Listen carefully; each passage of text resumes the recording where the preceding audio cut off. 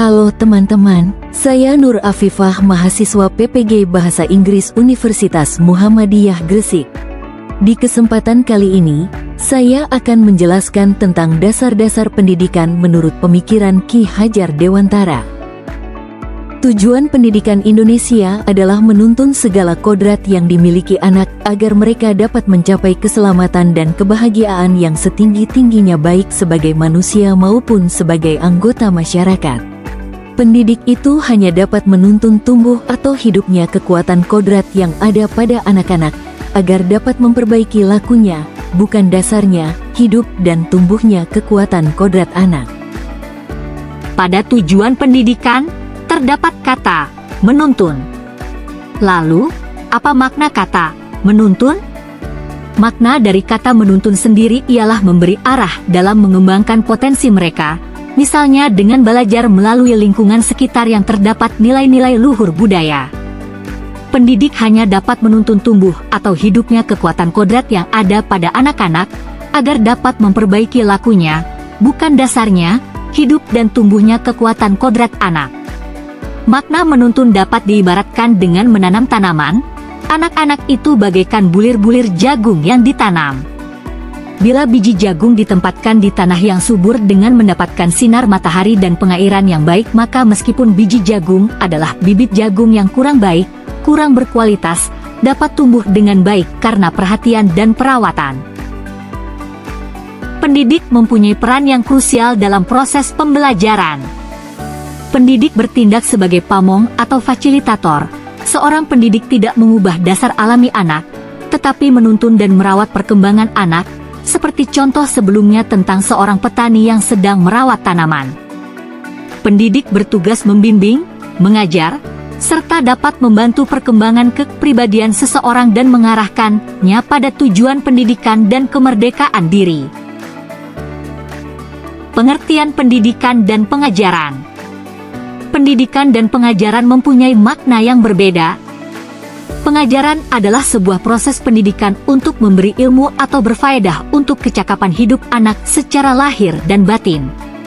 Sedangkan pendidikan, opvoeding, merupakan sebuah tuntunan yang diberikan kepada anak agar anak menemukan segala kekuatan kodrat yang dimiliki anak agar ia mampu mencapai keselamatan dan kebahagiaan yang setinggi-tingginya, baik sebagai seorang manusia maupun sebagai anggota masyarakat. Menurut Ki Hajar Dewantara, seorang pengajar memberikan materi pelajaran dengan sebaik-baiknya, sedangkan seorang pendidik menularkan unsur-unsur karakter baik dan positif kepada mahasiswanya.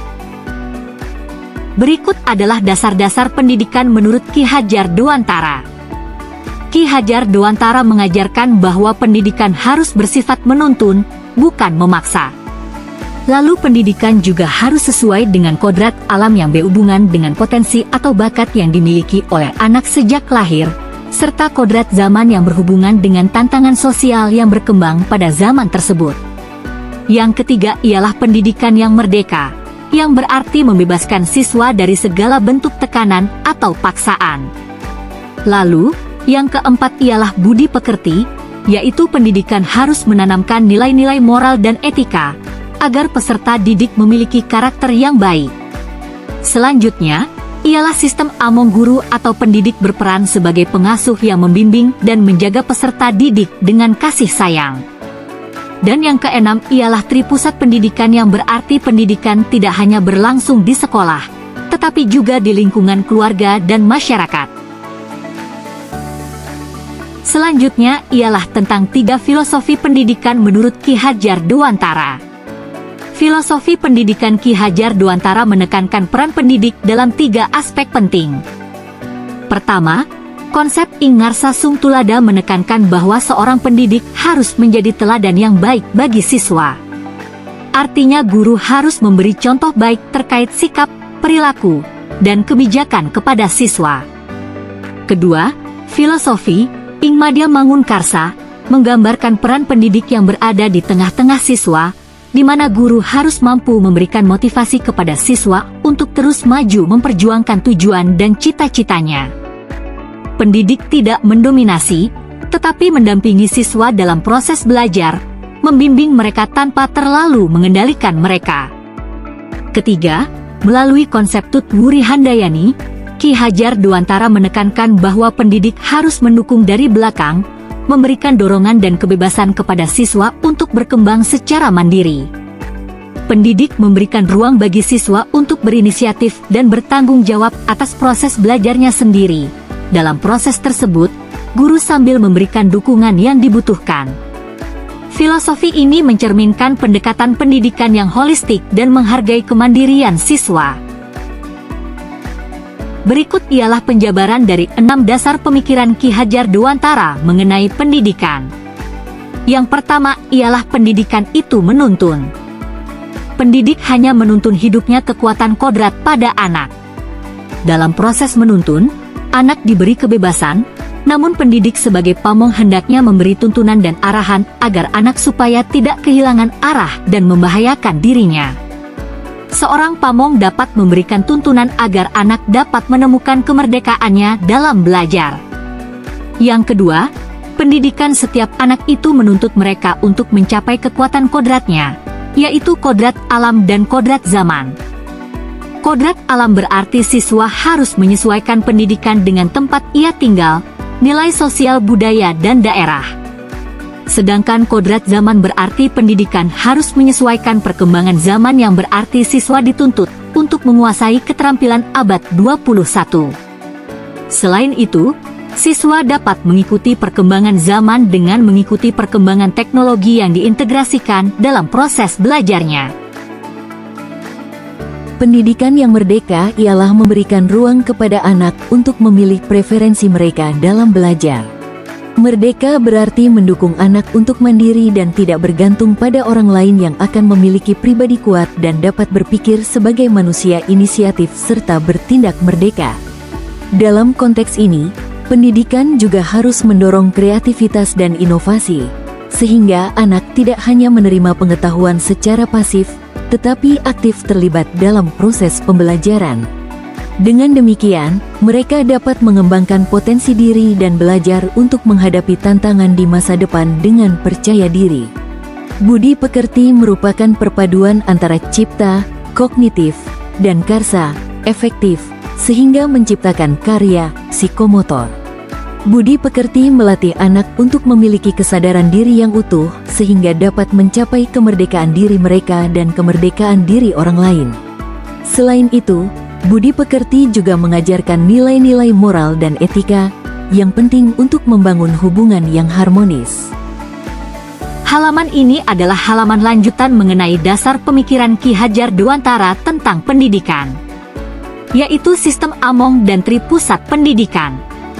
Sistem Among digagas oleh Ki Hajar Dewantara sebagai pendampingan dan pengasuhan kepada peserta didik yang didasarkan dengan kasih sayang, perhatian, dan pemahaman. Prinsip utamanya adalah memberikan kebebasan anak untuk berkembang secara alami sesuai dengan kodratnya. Lalu, Tripusat Pendidikan terdapat trisentra kehidupan yang dikemukakan oleh Ki Hajar Dewantara, yakni, dalam kehidupan anak-anak, ada 3 tempat pergaulan yang menjadi pusat pendidikan yang amat penting baginya, yaitu alam, keluarga, sekolah dan masyarakat dalam pendidikan. Pertama, keluarga dianggap sebagai lingkungan pendidikan pertama dan utama. Di dalam keluarga, anak mendapatkan pendidikan dasar mengenai moral, etika, dan nilai-nilai kehidupan yang penting. Kedua, sekolah merupakan tempat formal di mana anak menerima pendidikan yang terstruktur dan terarah. Di sekolah, anak memperoleh ilmu pengetahuan serta keterampilan akademis dan sosial yang akan membantunya berkembang secara intelektual. Ketiga, masyarakat adalah lingkungan sosial yang lebih luas, di mana anak belajar tentang peran dan tanggung jawabnya sebagai bagian dari komunitas. Dalam masyarakat, anak-anak belajar berinteraksi dengan berbagai macam orang dan situasi, memperluas wawasan, serta memahami norma dan aturan sosial yang berlaku. Berikutnya, kita akan membahas mengenai kontekstualisasi atau strategi penerapan dasar pendidikan menurut Ki Hajar Dewantara pada sekolah. Yang pertama, guru dapat menerapkan pembelajaran berdiferensiasi yang sesuai dengan minat dan bakat peserta didik. Yang kedua, guru dapat melaksanakan pembelajaran yang memberikan kesempatan kepada peserta didik untuk bertanya dan berperan aktif. Selanjutnya, guru juga dapat menciptakan suasana kelas yang nyaman dan menyenangkan yang terintegrasikan penggunaan teknologi agar mampu bersaing dalam masa depannya. Dan yang terakhir, guru dapat menerapkan PJBL atau pembelajaran berbasis proyek. Di sini, peserta didik diberikan kebebasan untuk memilih proyek sesuai dengan minatnya, baik model proyek atau topik yang dibahas, serta bagaimana peserta mendesain proyek yang dikerjakan selama tidak melenceng dari kaidah keilmuan yang berlaku. Penjabaran mengenai konteks sosial budaya dan pemikiran Ki Hadjar Dewantara mengenai pendidikan. Pemikiran Ki Hadjar Dewantara erat kaitannya dengan konsep sosiokultural, khususnya dalam konteks keragaman budaya dan gotong royong. Beliau melihat pendidikan sebagai alat untuk membangun karakter bangsa yang kuat dengan tetap menghargai dan melestarikan kearifan lokal, termasuk semangat gotong royong yang menjadi ciri khas masyarakat Indonesia. Pendidikan menurut Ki Hadjar tidak hanya bertujuan untuk mencerdaskan individu secara intelektual, tetapi juga untuk membentuk individu yang berkarakter dan mampu berperan dalam masyarakat secara aktif dan harmonis. Kontekstualisasi pemikiran Ki Hadjar Dewantara dengan kearifan budaya dapat dilihat dalam upaya menanamkan nilai-nilai kemandirian, semangat, dan religiusitas.